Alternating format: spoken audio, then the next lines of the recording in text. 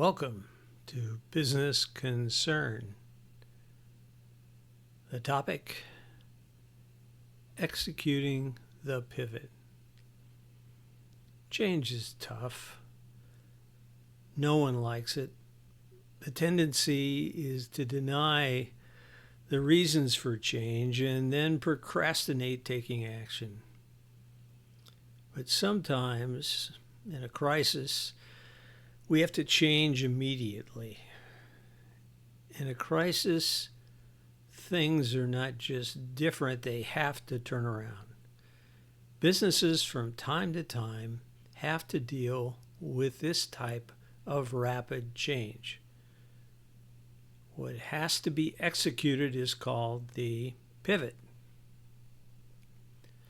In basketball, the pivot is a move, allowing a player to turn and not be guilty of a walking violation. That is, failing to dribble the ball while taking steps. If the player keeps one foot on the floor, turning on the ball of the foot, while moving around with the other foot, the player has made a pivot and is not required to dribble.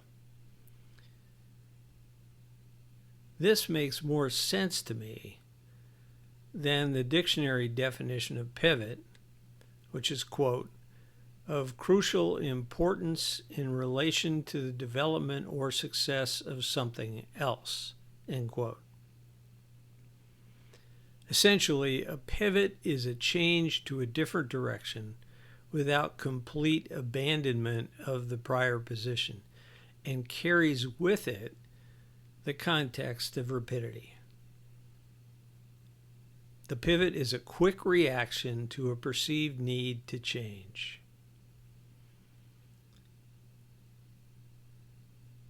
We may need to change quickly in business because that is how the business will survive. On the other hand, we may need to change quickly to take advantage of an opportunity. But recognizing that it is hard to change over time, how do we change quickly? How can the business execute the pivot? Well, the primary factor in business success is good decision making. Simply because the decision must be quick, it should not be reflexive. Embedded in the business culture should be the procedure of group decision making for all important decisions. If this is the culture, the decision to pivot will be made according to that group decision making procedure. As a primary matter, the culture of the business should require that decisions to be made about significant matters be made according to a process which not only requires definition of a timeline for the decision and inventorying adequate information for the decision, but also obtaining relevant advice, including advice from those who will carry out the actions contemplated by the decision. It's this polling of experts, those experienced, those knowledgeable, and those who will execute actions contemplated by the decision that makes the process a group process. The decision to pivot, even if made quickly, should use this process. Once a decision has been made, for a business that has a dynamic planning environment, the task is easier.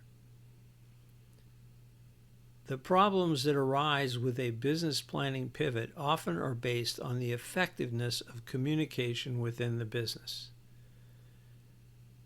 In this case, the business with a dynamic planning format will communicate more effectively than the business with a legacy approach to planning communication.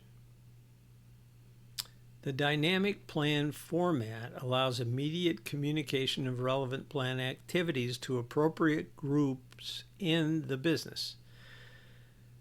This format can be a shared spreadsheet or be a software product such as Microsoft Teams, designed for that purpose. A dynamic plan will start itself if the format is present, but it takes discipline to keep the plan effective. And the core discipline is the group decision-making process, which in its written form should be part of the plan format, which will also document the overall plan. The short-term goals will suggest actions that are determined through the decision-making policy by the management and operational groups. And when these action decisions are made, they are communicated through the plan format. Upon notice, the operational group executes the actions. The administrative and management groups monitor and analyze the effects of the actions, and this information is placed on the plan format. As the policymaking group receives information about the effect of the actions taken, goals can be revised or new goals set, and in this way the circular plan process repeats. Set goals, determine actions to reach the goals, execute the actions to reach the goals, monitor the effectiveness of the actions, revise the actions as is appropriate, and so forth. As each group acts, it receives information through the plan format. That's the dynamic planning process. Now, with a legacy planning environment, different groups in the business must be notified directly through separate communication channels, with the exchange of information often not being timely. Now, the most important communication will involve a clear understanding about what is not changing with the pivot. We do not want to move the pivot foot. We want to change direction. In crisis, communication suffers when it is not complete. And with legacy communication methods, there is ample opportunity for incomplete communication. But with a dynamic planning environment, all planning activities are communicated to all groups as they occur. If there's a misunderstanding in the dynamic planning environment, it will be recognized and corrected. If a crisis occurs and you need to pivot, do not make a reflexive decision. Make a considered decision using the group decision-making policy. Use a dynamic plan format to communicate decisions, actions, and revisions. And make sure it's understood what is not changing. Always be ready to revise based on action results. My name is Rick Rebusel. I'm Principal Consultant of Business Transition Consulting.